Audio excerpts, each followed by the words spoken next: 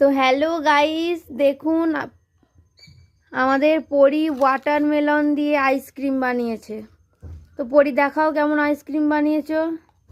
Wow, তো বলে দাও কেমন করে বানিয়েছো, কি করে বানালে বলো। আমি দুধটা দিয়েছি, তবে চিনি দিয়েছি, তারপরে আইসক্রিম 2 ঘন্টা হয়ে গেছে, তারপরে আমার খুশি হয়ে গেছে, তারপরে আমি খাচ্ছি।